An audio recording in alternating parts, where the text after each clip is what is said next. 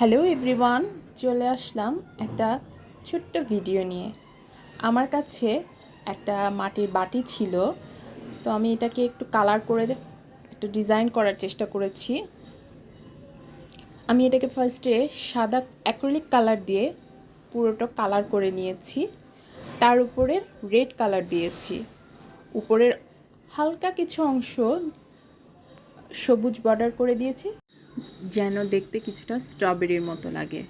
আর স্ট্রবেরির ভিতরে কিছু কিছু ছোটো ছোটো বিচি থাকে, তো আমি এখানে কালো রং দিয়ে সেই ছোটো ছোটো বিচি করে দেওয়ার চেষ্টা করেছি শেপটা স্ট্রবেরি শেপ করার। জানি না কতটুকু পেরেছি। যদি আমার ভিডিওটা ভালো লেগে থাকে প্লিজ লাইক, কমেন্ট এবং শেয়ার করবেন। ধন্যবাদ।